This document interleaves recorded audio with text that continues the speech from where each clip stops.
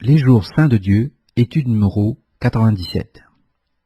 Cette étude traite de la signification et du but des jours saints. Les fêtes sont expliquées comme faisant partie du plan du salut. Les fêtes sont aussi montrées comme étant loi. Le premier argument théologique pour l'abolition des fêtes qui ont été observées par la première Église est démontré comme étant théologiquement incorrect.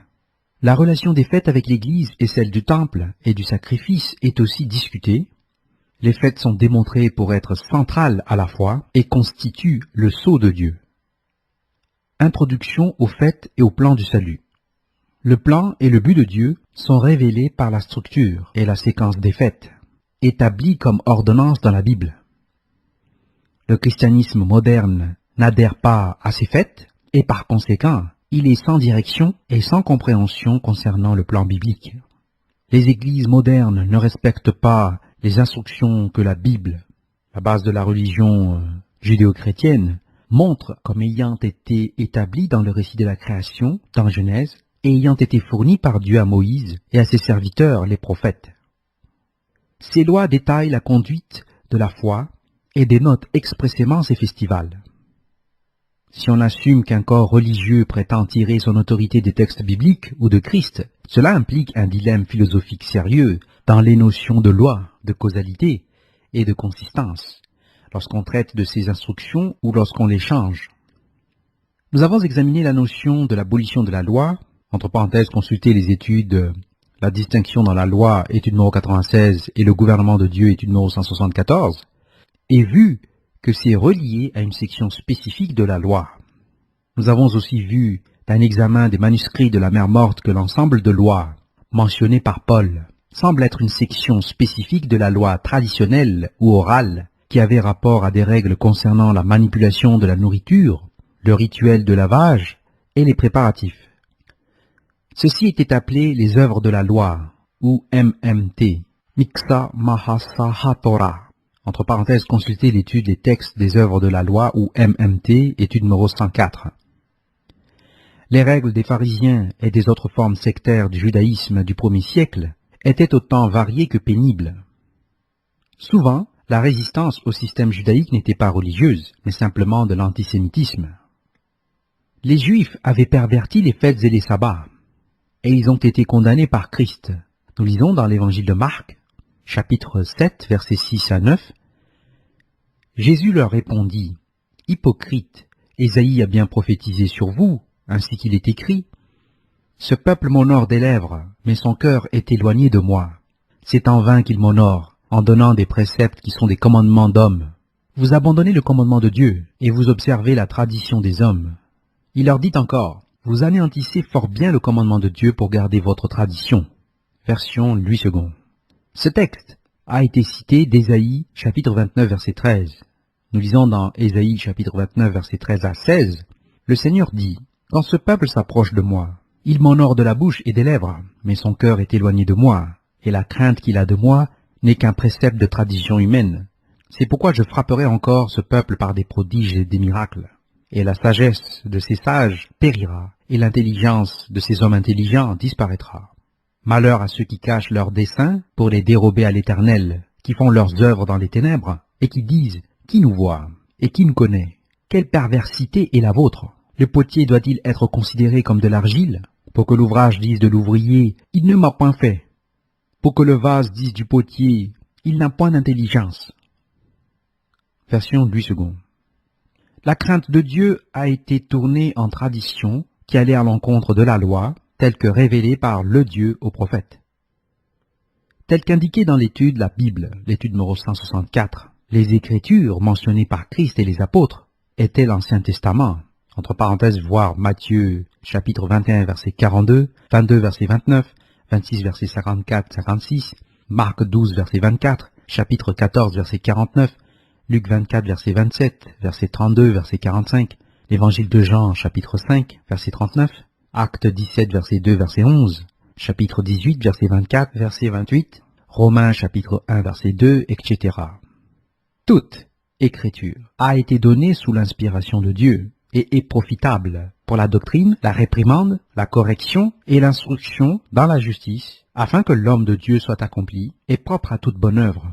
Citation de 2 Timothée 3, verset 16.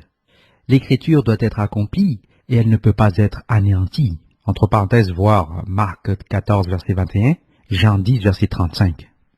Les pharisiens avaient corrompu les Écritures, enseignant des préceptes d'hommes. Cela inclut les sabbats de Dieu. Christ les a condamnés, comme nous l'avons vu précédemment. Cela n'a pas éliminé les jours saints. Cela signifiait que Christ n'approuvait pas la façon dont le judaïsme pharisaïque les observait. Christ lui-même a observé ces jours saints, comme ils auraient dû être observés. Il a dit aux élus de ne pas imiter les scribes et les pharisiens. Nous lisons dans Matthieu, chapitre 5, versets 17 à 20. « Ne croyez pas que je sois venu pour abolir la loi ou les prophètes.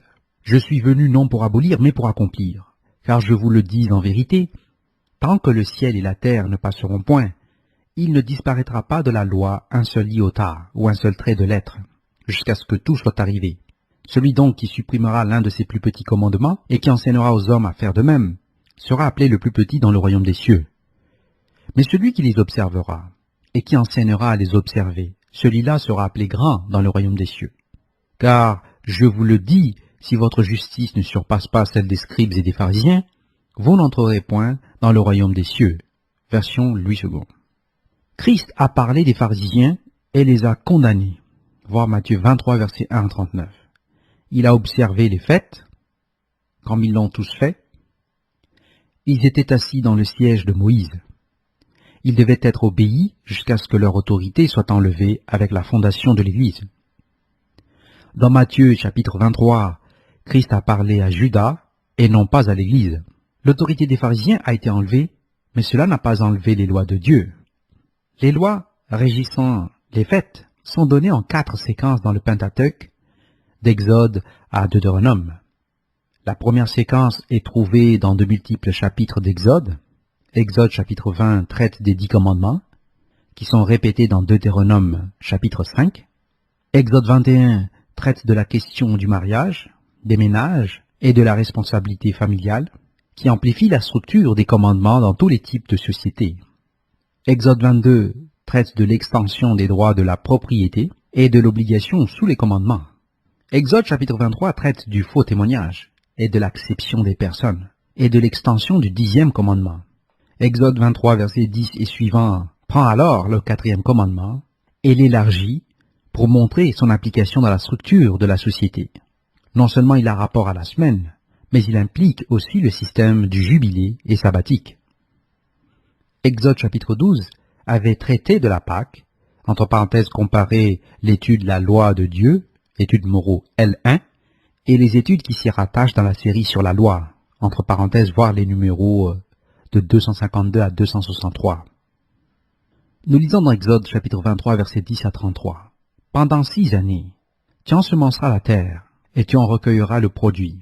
Mais la 7e, tu lui donneras du relâche, et tu la laisseras en repos. Les pauvres de ton peuple en jouiront, et les bêtes des champs mangeront ce qui restera. Tu feras de même pour ta vigne et pour tes oliviers. Pendant 6 jours, tu feras ton ouvrage.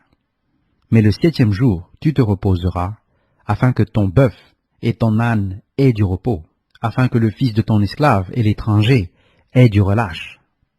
Il va de 6 ans à 6 jours, parce qu'ils sont tous les deux des temps. Le mot pour les 6 jours et la période sabbatique a rapport à un sabbatisma, à une semaine ou à une période de 7 ans. La période de 7 ans précède alors la semaine, dans Exode chapitre 23, de telle sorte que le système du jubilé se décompose en le jour de sabbat. Nous poursuivons au verset 13. « Vous observerez tout ce que je vous ai dit, et vous ne prononcerez point le nom d'autre Dieu, qu'on ne l'entende point sortir de votre bouche. 3 fois par année, tu célébreras des fêtes en mon honneur. Tu observeras la fête des pains sans levain. Pendant 7 jours, au temps fixé, dans le mois des épis, tu mangeras des pains sans levain, comme je t'en ai donné l'ordre, car c'est dans ce mois que tu es sorti d'Égypte. Et l'on ne se présentera point à vide devant ma face. Tu observeras la fête de la moisson, des prémices de ton travail, de ce que tu auras semé dans les champs, et la fête de la récolte à la fin de l'année, quand tu recueilleras des champs le fruit de ton travail. 3 fois par année, tous les mâles se présenteront devant le Seigneur l'Éternel. Ce n'est pas une question de savoir si nous voulons aller là. Tous les mâles, entre parenthèses, c'est-à-dire en termes d'un soldat, car la congrégation d'Israël était vraiment une armée. À partir de 20 ans et plus, était éligible au service militaire, et la structure était littéralement comme une armée de Dieu contre le reste du monde. Chaque personne devait se présenter aux fêtes 3 fois par an, parce que cela touche au plan du salut et aux activités et à l'interaction de Dieu avec le monde. Par conséquent, en tant qu'armée de Dieu, l'Église assume toutes les obligations placées sur la congrégation d'Israël. Celle-ci nous lie. Nous poursuivons au verset 18. « Tu n'offriras point avec du pain levé le sang de la victime sacrifiée en mon honneur, et sa graisse ne sera point gardée pendant la nuit jusqu'au matin. » Nous devons donner nos offrandes au commencement de la fête. On ne nous permet pas de garder les sacrifices jusqu'au matin. La graisse de la fête devait être distribuée pour que les pauvres puissent manger à la fête. Cela arrive aux 3 saisons de fête. C'est la raison pour laquelle notre service de récolte est le premier soir de la fête. Consultez l'étude « La récolte », étude numéro 139. Nous poursuivons au verset 19. « Tu apporteras à la maison de l'Éternel ton Dieu les prémices des premiers fruits de la terre. Tu ne feras point cuire un chevreau dans le lait de sa mère. Voici, j'envoie un ange devant toi pour te protéger en chemin et pour te faire arriver au lieu que j'ai préparé. Tiens-toi sur tes gardes en sa présence et écoute sa voix. Ne lui résiste point, parce qu'il ne pardonnera pas vos péchés, car mon nom est en lui. » Ainsi le nom du Dieu vivant était dans cet ange. Cet ange qui a conduit Israël dans le désert était Jésus-Christ. Nous poursuivons au verset 22. « Mais si tu écoutes sa voix, et si tu fais tout ce que je te dirai, je serai l'ennemi de tes ennemis et l'adversaire de tes adversaires. Mon ange marchera devant toi et te conduira chez les Amoréens, les Hétiens, les Phérésiens, les Cananéens, les Éviens et les Jébusiens, et je les exterminerai. Tu ne te prosterneras point devant leurs dieux, et tu ne les serviras point. Tu n'imiteras point ces peuples dans leur conduite, mais tu les détruiras, et tu briseras leurs statuts. Vous servirez l'Éternel votre Dieu, et il bénira votre pain et vos eaux, et j'éloignerai la maladie du milieu de toi. Il n'y aura dans ton pays ni femme qui avorte, ni femme stérile. Je remplirai le nombre de tes jours. J'enverrai ma terreur devant toi. Je mettrai en déroute tous les peuples chez lesquels tu arriveras, et je ferai tourner le dos devant toi à tous tes ennemis. J'enverrai les frelons devant toi, et ils chasseront loin de ta face les Éviens, les Cananéens et les Hétiens.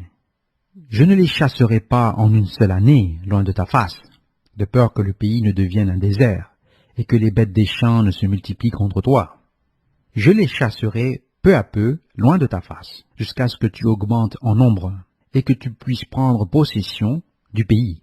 J'établirai tes limites depuis la mer Rouge jusqu'à la mer des Philistins, et depuis le désert jusqu'au fleuve. Car je livrerai entre vos mains les habitants du pays, et tu les chasseras devant toi.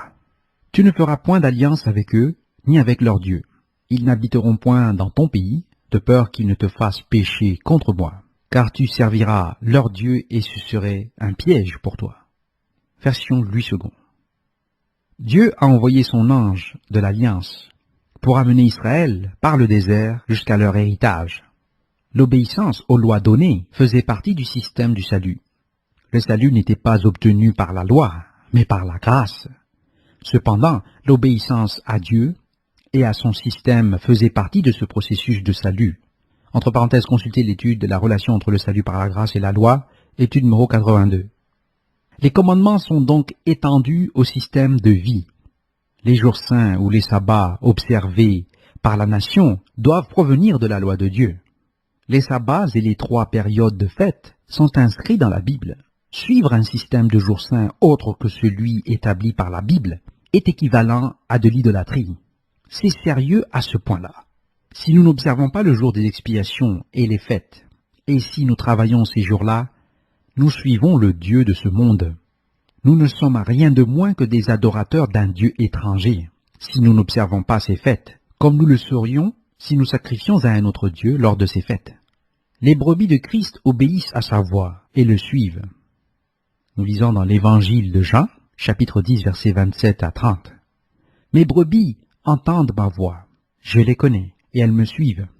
Je leur donne la vie éternelle, et elles ne périront jamais, et personne ne les ravira de ma main. Mon Père qui me les a donnés est plus grand que tous, et personne ne peut les ravir de la main de mon Père. Moi et le Père, nous sommes un. Version Louis II. C'est la raison pour laquelle l'Église a observé ces systèmes en entier pendant 2000 ans, en suivant la voie de Christ. Ils ont été persécutés et tués pour cette obéissance. Entre parenthèses, consultez les études Le rôle du quatrième commandement dans l'histoire des églises de Dieu observant le sabbat, l'étude numéro 170, et aussi l'étude La distribution générale des églises observant le sabbat, numéro 122. L'Église a été corrompue très tôt dans son histoire. Certains gnostiques ont essayé d'éviter la directive de l'Ancien Testament en divorçant le Dieu de l'Ancien Testament de Christ, ignorant une partie du Nouveau Testament. Le christianisme moderne interprète mal l'enseignement de Paul, comme éliminant les exigences de la loi. Cela réalise un effet similaire, mais cela introduit une incohérence dans l'explication de la structure et du plan biblique et dans l'explication du problème du mal que les gnostiques ont cherché à expliquer. Le système gnostique a triomphé en réalité. Ce système qui revendique être chrétien est en réalité l'héritier du système gnostique. La plupart de ceux qui revendiquent être des chrétiens ne le sont pas. Ils sont des gnostiques. Voyons maintenant les fêtes comme loi. Les fêtes bibliques sont trouvées dans Lévitique chapitre 23. C'est une explication plus complète que l'extension d'Exode. Ainsi, nous voyons qu'Exode 23 élargit Exode 20 et que Lévitique 23 amplifie Exode. Nombre 15, chapitre 28 et chapitre 29 amplifient les deux en incluant les nouvelles lunes, et il y a une nouvelle réitération et amplification dans Deutéronome 5 et 14. La création a été établie pour que les luminaires dans le ciel montrent non seulement la distinction entre la nuit et le jour, mais pour qu'ils soient aussi des signes et pour les saisons et pour les jours et les années. Voir Genèse 1 verset 14. Ainsi, les sabbats et les systèmes de récolte sont établis dans le système céleste. Les deux lunes des moissons des hémisphères sud et nord dénotent les mois des moissons. Les temps et la loi ont été mis en place dans la création. Le calendrier sacré a été établi du commencement. Entre parenthèses, consultez l'étude Le calendrier de Dieu, étude numéro 156. Les fêtes ont été données à Moïse par Yahovah. Ces fêtes devaient être proclamées comme de saintes convocations. Celles-ci étaient les fêtes de l'Éternel. Et il les a appelées mes fêtes, voir Lévitique 23, verset 2. Elles sont mentionnées comme les fêtes de l'Éternel dans Lévitique chapitre 23 et 2 Chroniques chapitre 2, verset 4. Le terme « vos fêtes » a aussi été utilisé dans Nombre 15, verset 3 et chapitre 29, verset 39. Le terme « leur fête » est utilisé dans Isaïe 1, verset 14 et chapitre 5, verset 12 dans un aspect négatif comme ci-après. Les fêtes n'étaient donc pas de provenance laïque ou terrestre. Elles ne pouvaient pas logiquement être changées ou abandonnées, à moins que le plan du salut qu'elles représentent n'ait été changé ou abandonné. Étant donné la nature inchangée de Dieu dans l'exécution de son plan de création, cet argument est absurde. Il est suggéré que les références dans Ésaïe chapitre 1, particulièrement à chapitre 1, verset 14, où l'Éternel déclare qu'il déteste les nouvelles lunes et les fêtes désignées, supprime d'une façon ou d'une autre les fêtes. Le chapitre se réfère à l'apostasie retrouvée lors des fêtes et au fait que l'Éternel ne supportera pas l'attitude, mais il ne pouvait pas, voir le terme hébreu yakol, supprimer les fêtes elles-mêmes. Voir Isaïe 1, verset 13. Nous lisons dans Isaïe 1, verset 13 à 14. « Cessez d'apporter de vaines offrandes. J'ai en horreur l'encens, les nouvelles lunes, les sabbats et les assemblées. Je ne puis voir le crime s'associer aux solennités. Mon âme hait vos nouvelles lunes et vos fêtes. Elles me sont à charge. Je suis las de les supporter. » Version Louis II. Yahovah, ou l'ange de la présence, était incapable de supprimer l'iniquité trouvée lors des fêtes. Il ne supprimerait pas les fêtes, parce qu'il, Yahovah, en tant que l'Élohim d'Israël, voir Ézéchiel chapitre 11, voir en particulier les versets 7 à 21, pour la subordination d'un à l'autre, a reçu la séquence du plan telle que reflétée par les fêtes. Il a été envoyé par Yahovah des armées, voir Zacharie 2, versets 5 à 13. Nous lisons dans Zacharie chapitre 2, versets 5 à 13. « Je serai pour elle, dit l'Éternel, une muraille de feu tout autour, et je serai sa gloire au milieu d'elle. Fuyez, fuyez du pays du septentrion, dit l'Éternel. car je vous ai dispersés aux quatre vents des cieux, dit l'Éternel. Sauve-toi, Sion, toi qui habites chez la fille de Babylone, car ainsi parle l'Éternel des armées. Après cela viendra la gloire. Il m'a envoyé vers les nations qui vous ont dépouillés, car celui qui vous touche la prunelle de son œil. Voici, je lève ma main contre elles, et elles seront la proie de ceux qui leur étaient asservis, et vous saurez que l'Éternel des armées m'a envoyé. C'est Yahovah qui parle à Israël à travers Ézéchiel. Il dit que Yahovah des armées l'a envoyé. Le verset 10, nous lisons, « Pose des cris d'allégresse, et réjouis-toi, fille de Sion, car voici je viens, et j'habiterai au milieu de toi, dit l'Éternel. » Beaucoup de nations s'attacheront à l'Éternel en ce jour-là, et deviendront mon peuple. J'habiterai au milieu de toi, et tu sauras que l'Éternel des armées m'a envoyé vers toi. L'Éternel possédera Juda comme sa part dans la terre sainte, et il choisira encore Jérusalem. Que toute chair fasse silence devant l'Éternel, car il s'est réveillé de sa demeure sainte. Yahovah des armées a envoyé Yahovah d'Israël, traduit ici dans la version Louis II de la Bible comme l'Éternel, à Israël, et pour que beaucoup de nations se joignent à Israël dans les jours de la fin. Yahovah des armées était l'Éternel qui était son Seigneur. Voir Psaume 110, verset 1, où nous lisons. De David, Psaume, parole de l'Éternel à mon Seigneur. Assis-toi à ma droite, jusqu'à ce que je fasse de tes ennemis ton marchepied. Version Louis II.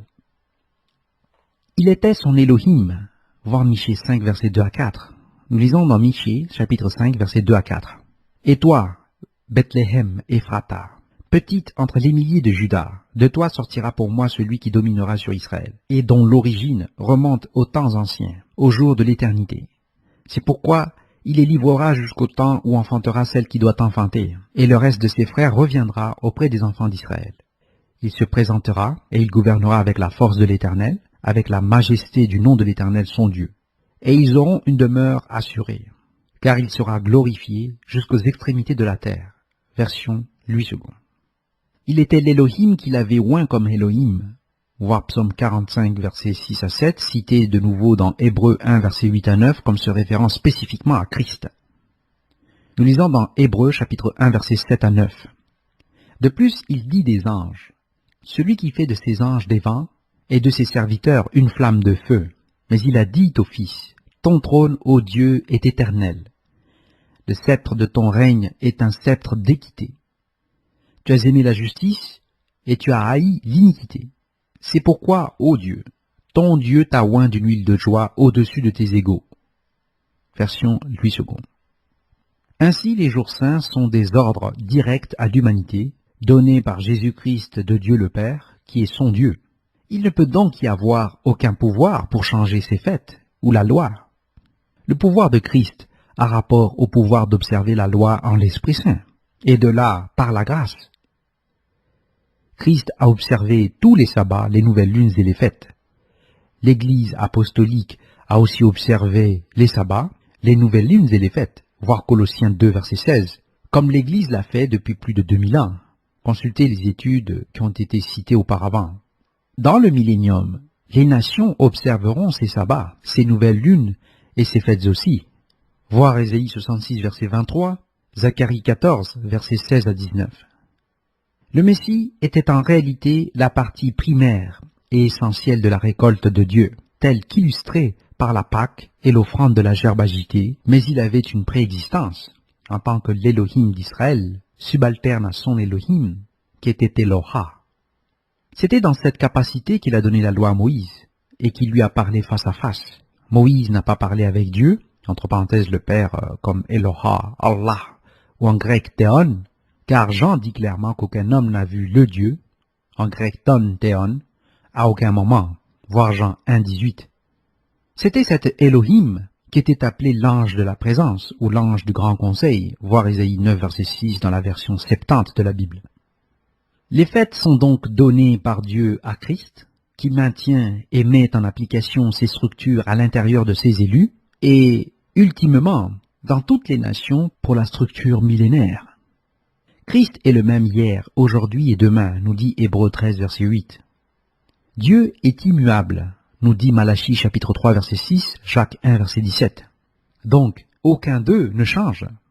Et par conséquent, les jours qu'ils ont considérés comme sacrés pour l'humanité et qui sont donnés par la loi ne changent pas non plus. Voyons maintenant le premier argument théologique pour l'abolition des fêtes. La référence à Ésaïe 1, verset 14 est d'habitude utilisée pour justifier l'observance des fêtes chaldéennes, de Easter Pâques et des festivals du milieu de l'hiver en décembre, par opposition aux ordonnances bibliques. En effet, la Bible, version King James, KJV, à Acte 12, verset 4, a été délibérément mal traduite pour lire Easter, Pâques païenne là, au lieu de la Pâque biblique. Nous lisons dans Actes chapitre 12, verset 4, dans la version Louis II de la Bible. Après l'avoir saisi et jeté en prison, il le mit sous la garde de 4 escouades, de 4 soldats chacune, avec l'intention de le faire comparaître devant le peuple après la Pâque. Fin de citation de la Louis II. Suggérer que Christ permettrait à l'Église de remplacer les fêtes du plan du salut par des festivals païens, quand les fêtes ont été instituées par lui, sous l'instruction de Dieu, semble extraordinaire et malsain. Tertullien commet cette erreur quand il argumente contre Marcion concernant le sabbat. Ne comprenant pas que le Messie était aussi l'Élohim ou l'ange de Yahovah de l'Ancien Testament, il assume des entités séparées et allègue que Yahovah de l'Ancien Testament, autant que Christ, dans le Nouveau Testament, détestait le sabbat. Utilisant Ésaïe, comme on a vu auparavant pour l'Ancien Testament, il raisonne ainsi pour Christ. Citation de Tertullien. Même si, comme n'étant pas le Christ des Juifs, il, c'est-à-dire Christ du Nouveau Testament, a montré une haine contre le jour le plus solennel des Juifs. Il a soi-disant seulement suivi le Créateur en tant que son Christ, le Messie, dans cette haine profonde pour le sabbat, car il s'exclame par la bouche d'Ésaïe, « Vos nouvelles lunes et vos sabbats, mon âme hait. » Citation provenant de l'ouvrage Bakioki dans From Sabbath to Sunday, a Historical Investigation into the Rise of Sunday Observance in Earlier Christianity, The Pontifical Gregorian University Press, Rome, 1977, citant Against Marcion, section 1.1, dans l'ouvrage Anthenician Fathers, volume 3, page 271. L'opinion de Bakioki était que les arguments de Tertullien, dans les livres 1, 2, 4 et 5, ont montré, contrairement à ce que Marcion a enseigné, que le type d'observance du sabbat enseigné par le Dieu de l'Ancien Testament et celui de Christ étaient identiques. Les enseignements des deux testaments étaient en harmonie. Les deux provenaient du même Dieu, qui était le Dieu des deux dispenses. Dans l'argumentation à propos de l'harmonie, il réduit cependant le sabbat à une institution que Dieu a toujours méprisée. Entre parenthèses, voir l'ouvrage de Bakioki à la page 187, la remarque 61. Tertullien revendique, à partir de Galates et d'ailleurs, et tout à fait à tort, que Dieu méprisait le sabbat et les fêtes en argumentant, citation, « Vous observez les jours et les mois, et les temps et les années. » Entre parenthèses, Galates 4, verset 10. Les sabbats, je suppose, et les préparatifs, entre parenthèses ici, l'ouvrage Les Pères d'Avant-Nicée traduisant Kohenas Puras, comme probablement le Parkaskeuai, Paraskeuai ou Préparation de Jean 19, verset 31. Voir la section La Pâque pour une exposition de cette question. Et les jeûnes et les jours saints, voir Jean 19, verset 31 aussi. Nous continuons la citation de Tertullien. Car la cessation de même ceci, pas moins que celle de la circoncision, a été désignée par le décret du Créateur qui avait dit à travers Ésaïe, « Vos nouvelles lunes et vos sabbats et vos jours de fête, je ne peux pas les supporter. Vos jeûnes et vos fêtes et vos cérémonies, mon âme hait. » Citation de Ésaïe 1, verset 13 à 14. Aussi par Amos, je hais, je méprise vos fêtes. Je ne puis sentir vos assemblées. Citation d'Amos 5, verset 21. Et de nouveau par Osée, je ferai cesser toute sa joie, ses fêtes, ses nouvelles lunes, ses sabbats, et toutes ses solennités. Citation d'Osée, chapitre 2, verset 11. Nous poursuivons la citation de Tertullien. Les institutions qu'il a fondées lui-même, vous demandez, les a-t-il ensuite détruites? Oui, plutôt que n'importe quel autre. Ou si quelqu'un d'autre les a détruites, il a seulement aidé le but du Créateur, en enlevant ce qu'il avait lui-même condamné. Mais ce n'est pas la place pour discuter la question du pourquoi le Créateur a supprimé ses propres lois. C'est suffisant pour nous de prouver qu'il avait voulu une telle abolition, afin qu'il puisse être affirmé que l'apôtre n'a rien déterminé au préjudice du Créateur, puisque l'abolition même provient du Créateur. Fin de citation de l'ouvrage de Tertullien. Tertullien montre que Marcion peut d'abord être reconnu comme un hérétique par sa séparation de l'Évangile et de la loi. Voir l'ouvrage Against Marcion dans Les Pères d'Avant-Nicée, chapitre 21, page 286. Curieusement, c'est cet aspect de l'hérésie marcionite qui est la plus répandue aujourd'hui dans la justification chrétienne pour enlever les exigences de la loi concernant l'adoration et les fêtes, particulièrement la question du sabbat. La notion est philosophiquement erronée pour les raisons développées ailleurs. Entre parenthèses, consultez les études La distinction dans la loi, étude numéro 96, et les textes des œuvres de la loi, ou MMT, étude numéro 104. En lisant Tertullien, il devient évident qu'il ne comprend pas les questions réelles derrière les déclarations dans Ésaïe, Amos et Osée. Dans ces textes, les festivals célébrés autant par Israël que par Juda étaient vus comme pollués. C'était le manque de justice et de vertu, voir Amos 5, verset 24, qui était le problème, comme cela est évident même d'une lecture superficielle des textes. Le christianisme de Tertullien était tellement affecté par les cultes de Mithra et par les autres cultes du soleil, qu'il n'a pas correctement compris le but et le plan du salut ni la cosmologie. En effet, Tertullien est devenu le leader de la secte montaniste environ 10 ans après sa conversion. Elle a été incitée par la décadence de l'Église romaine. C'est important, car la corne de Daniel chapitre 7, qui est le royaume à 10 cornes mentionné dans l'Apocalypse, opprimera les saints du Très-Haut, et il espérera changer les temps et la loi, voir Daniel 7, verset 25. Cette capacité de changer les temps et la loi a été rejetée comme concept légitime par Daniel. Elle est logiquement absurde du concept de la loi provenant de la nature de Dieu. Le changement des temps et de la loi a été considéré être la marque du faux système religieux et politique mondial qui contrôle finalement le monde, mais qui est détruit au retour du Messie.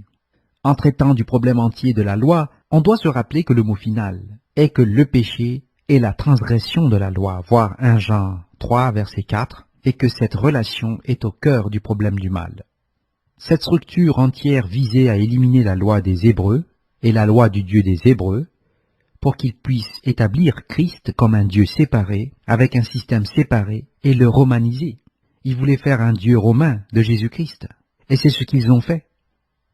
Voyons maintenant les fêtes comme faisant partie de la foi originale.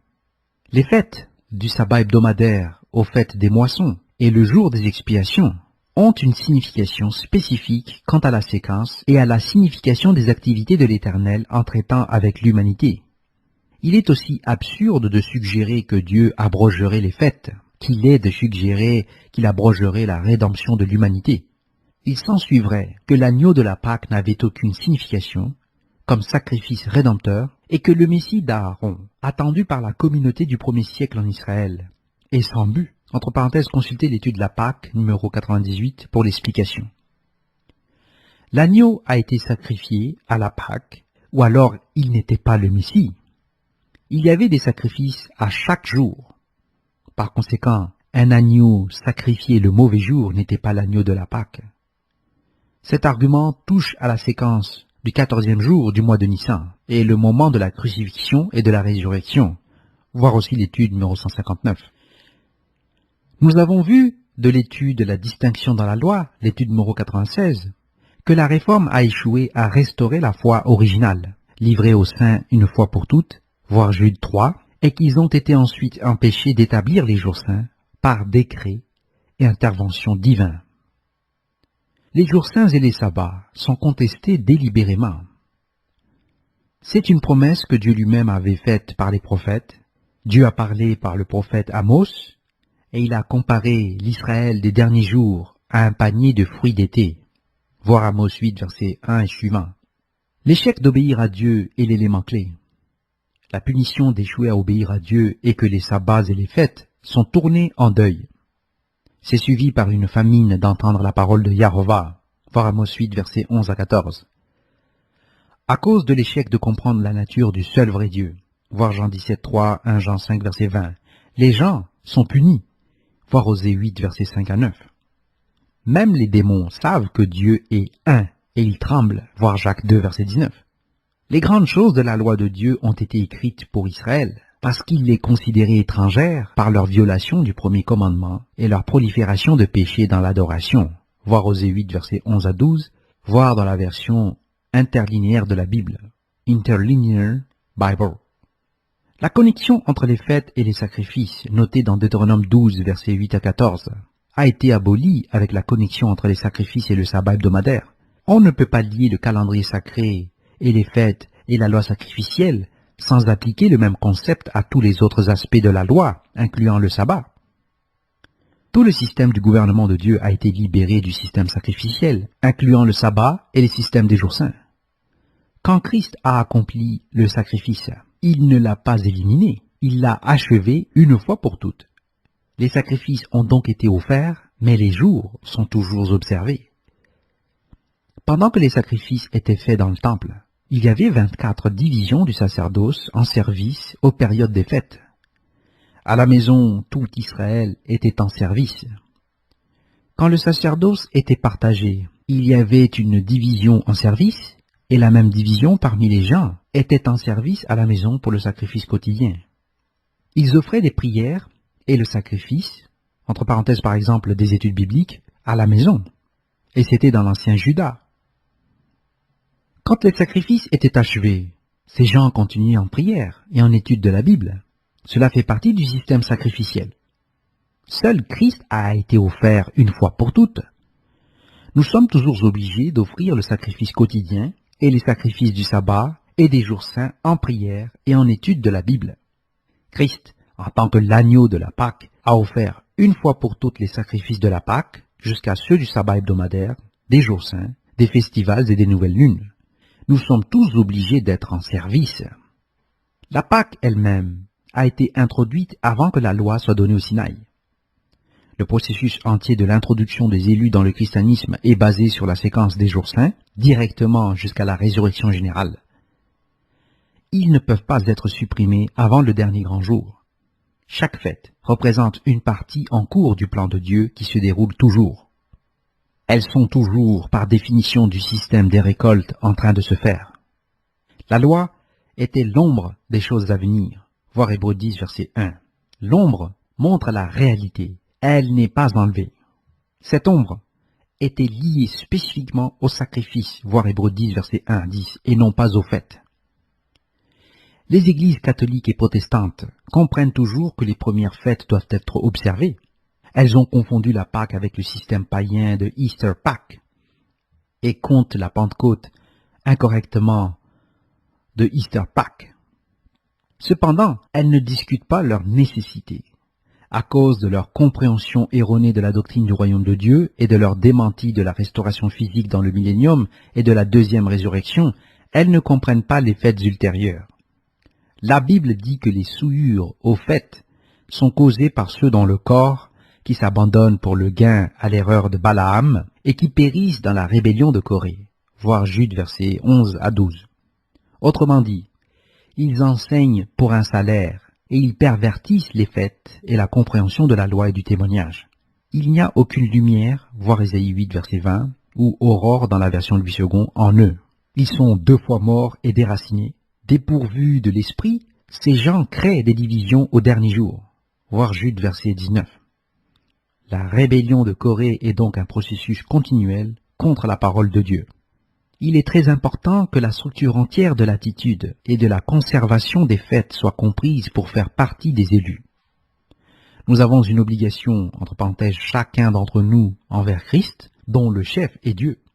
Et ces fêtes sont obligatoires pour nous, et nous devrions les honorer, indépendamment du nombre de personnes qui se réunissent. La terre ne peut pas subir de mal avant que le dernier des 144 000 soit scellé. Ce n'est pas très loin.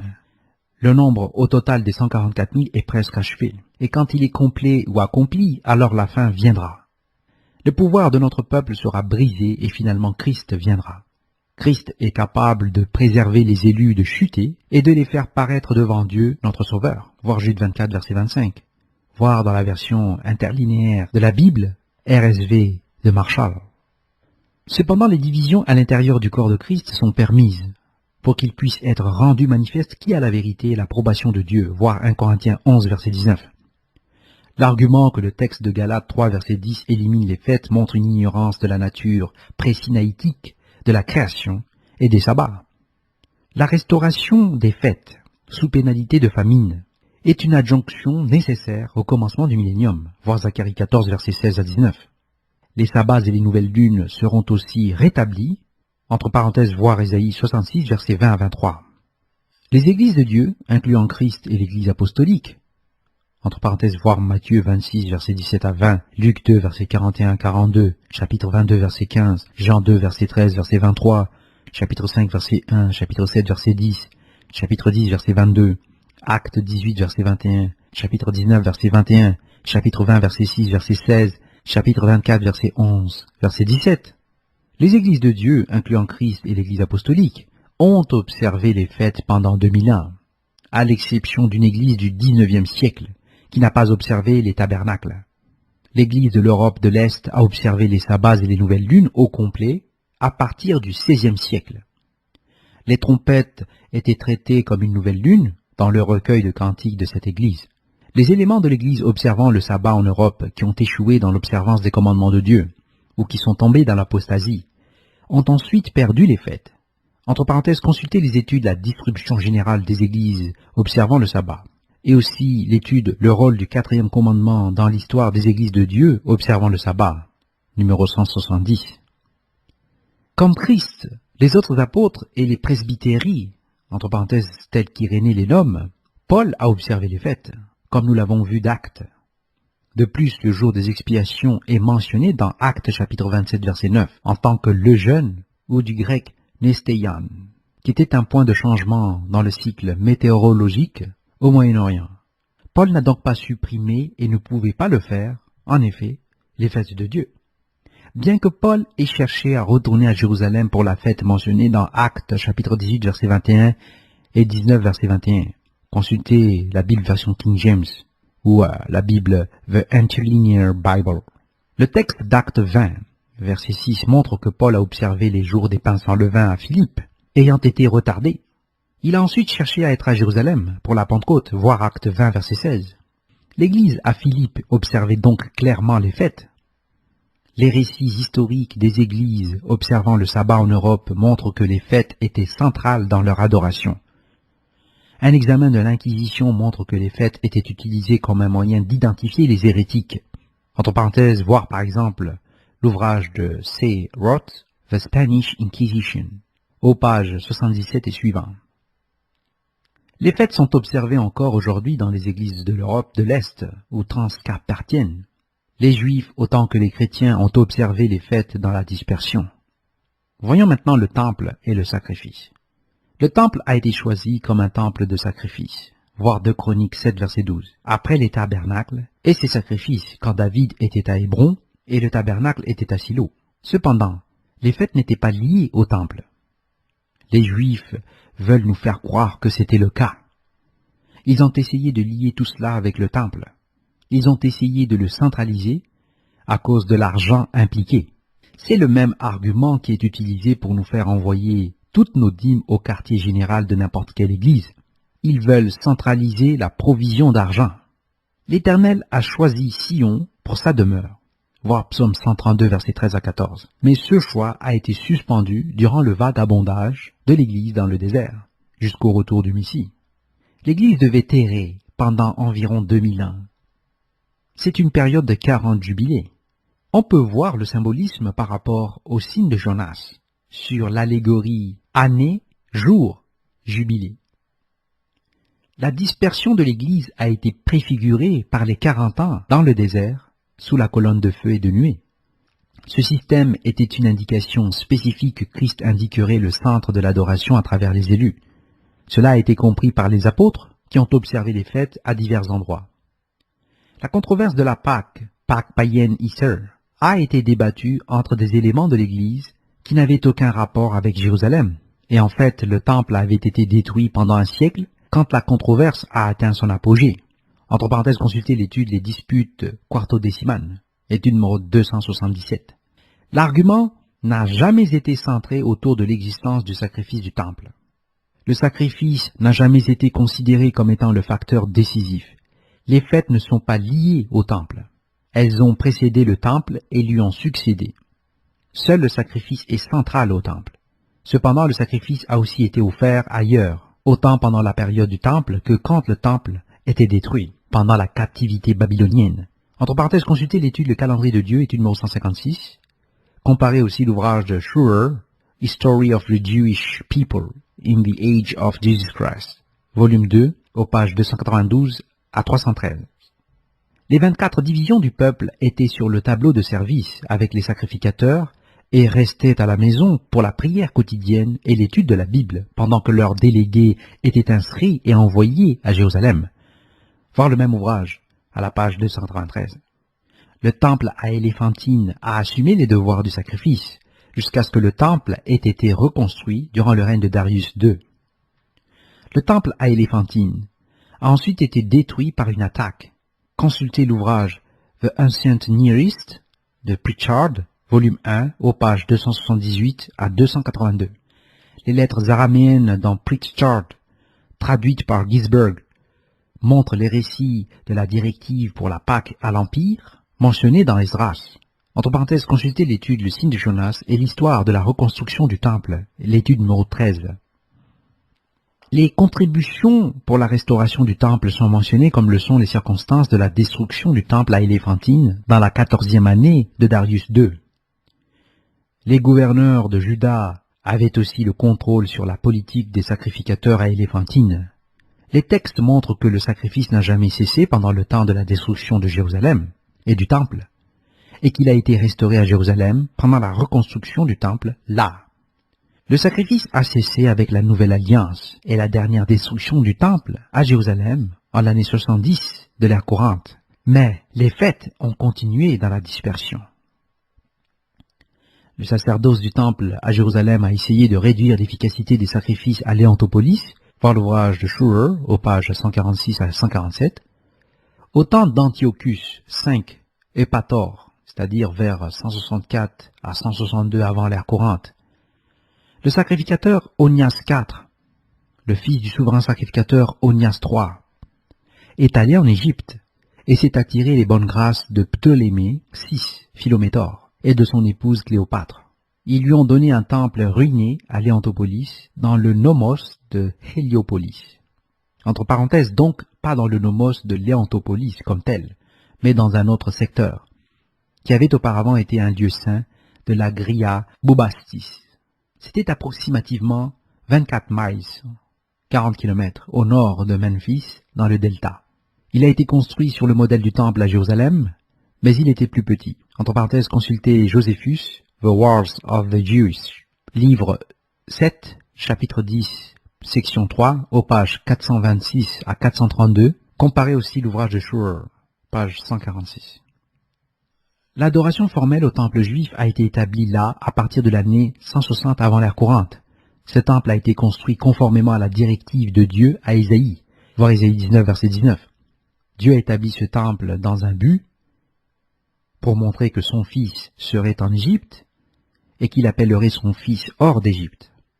Il y avait là un temple en opération avec un système sacrificiel également en opération. Et à aucun moment, Christ n'a été coupé de la communication du temple et de son Dieu. Le temple de Léantopolis a été fermé sur l'ordre de Vespasien, en l'année 71 de l'ère courante, selon Bullinger. Voir l'ouvrage de Bullinger, Companion Bible, l'annexe 81, ou à l'année 73 de l'ère courante, selon Scheurer. Voir l'ouvrage de Scheurer, volume 3, page 146. Ce temple a été établi à Gozan, là où il y avait de la lumière pendant l'Exode, pour que le Messie puisse y être abrité comme enfant, loin d'Hérode. Les sacrifices ont été ordonnés là, par Dieu, par la prophétie. Les Juifs dans la diaspora ont observé les sabbats, les nouvelles lunes et les fêtes. Voir l'ouvrage de Scheurer, volume 3, page 144. Le passage d'Horace montre que la nouvelle lune était mentionnée comme le Hodi Tricesima Sabbata, ou le 30e sabbat, c'est-à-dire le sabbat du 30e jour. Dans Commodien, Tricesima est le nom pour la nouvelle lune. Voir l'ouvrage de Scheurer. Quoique le sacerdoce du temple ait essayé de limiter le sacrifice à Jérusalem, les repas sacrificiels avaient lieu partout dans la diaspora. Comparez l'ouvrage de Schur.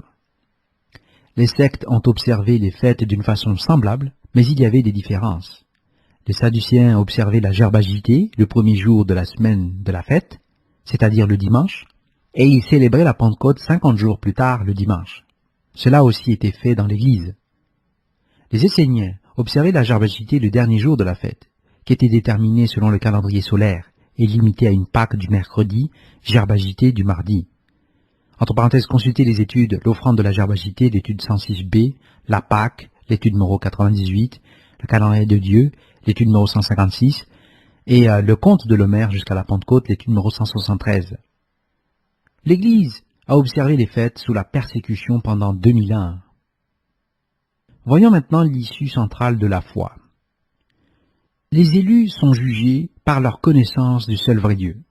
Par la connaissance de Dieu, la compréhension de la loi suit et devient enracinée dans l'esprit et le cœur de l'individu. La question n'est pas le sabbat ou les fêtes ou la loi, c'est le fait que Dieu le Père est le seul vrai Dieu, voir Jean 17 verset 3, 1 Jean 5 verset 20, et que lui seul est immortel, selon 1 Timothée 6 verset 16.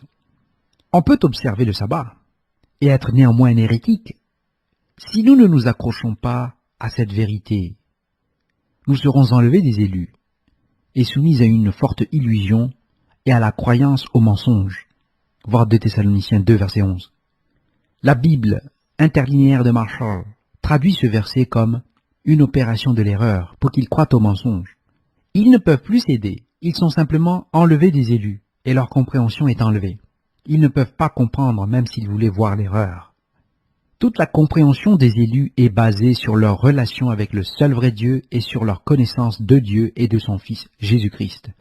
Voir Jean 17 verset 3, 1 Jean 5 verset 20. Christ a amplifié la loi et devient le deuxième élément de la foi, mais il n'est pas le seul vrai Dieu et par conséquent pas l'objet de l'adoration. La violation du premier commandement assure l'enlèvement des fêtes. Elles ne peuvent pas être observées même si ceux dans l'erreur désirent les observer. Dieu interviendra à long terme. Dieu peut permettre à l'erreur binitaire, par exemple, de coïncider avec l'observance des fêtes. Cependant, il devrait être noté que la Pâque n'a pas été observée correctement en conjonction avec cette erreur. Un bon exemple de cela est celui de l'observance de la Pâque de l'Église universelle de Dieu, WCG, dans les années 1960. Quand l'erreur binitaire a été introduite, la Pâque a aussi été changée à une position incorrecte. Et Deutéronome 16, versets 6 à 7 n'a plus été observé. En 30 ans, l'Église était devenue trinitaire. Les fêtes ont été changées en ateliers et le dîner du Seigneur est devenu variable et une communion multiple. Pour ceux qui observent la loi, les fêtes sont un rappel nécessaire du plan de Dieu.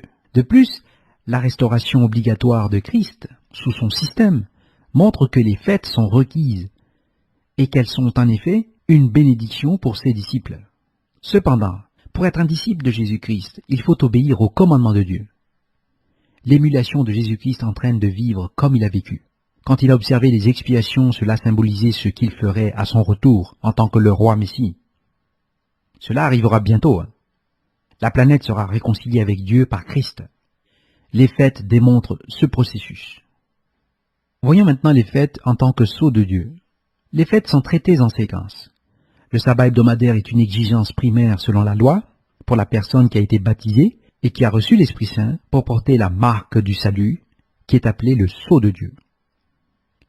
La Pâque est la deuxième exigence pour démontrer que la loi de Dieu est dans sa main, c'est-à-dire les actions, et sur son front, c'est-à-dire la pensée, voir Exode 13, verset 9. La punition pour ne pas observer le jour des expiations est d'être retranché de notre peuple. Entre parenthèses, consultez l'étude Le jour des expiations, étude numéro 138. Nos gens sont l'Israël spirituel ou l'Église. Les serviteurs de Dieu sont scellés sur leur front, voir Apocalypse 7, verset 3, Apocalypse 9, verset 4, et sur leurs mains, voir Exode 13, verset 9. Les élus portent aussi le nom du Père sur leur front, voir Apocalypse 14, verset 1. La marque de l'adoration, entre parenthèses en fait, de toute religion est décrite comme étant trouvée sur le front et la main, même celle du système de la bête des derniers jours. Voir Apocalypse 14, verset 9. Les jours saints qu'une personne observe dans le service de son Dieu mettent à part chaque système et distinguent les entités spirituelles qui gouvernent chaque système. Un système qui observe le sabbat et les fêtes bibliques est bibliquement fondé. Un système qui observe le jour du soleil et les fêtes des cultes du soleil tels que le solstice, ensemble avec les festivals de Easter Pâques, n'est pas bibliquement basé. En effet, un tel système peut être vu comme étant en opposition totale aux lois de Dieu. Noël est si ouvertement reconnu comme un festival païen que la suggestion de n'importe quelle association chrétienne que ce soit est une plaisanterie, même pour l'homme moyen de la rue. Entre parenthèses, consultez l'étude des origines de Noël et de Easter Pâques, l'étude numéro 235. Il est difficile d'imaginer comment on pourrait en réalité construire un système loin du modèle biblique dans les concepts et les méthodes d'adoration. Comme nous sommes l'esclave de celui que nous servons, l'adhérence à la parole de Dieu est critique à la fois. Chacun d'entre nous a une obligation directe d'observer les fêtes, autant que nous avons l'obligation d'observer le sabbat ainsi que les nouvelles lunes. Le système de Dieu est clair, direct et sous la loi. Fin de la lecture de l'étude Les jours saints de Dieu, étude numéro 97.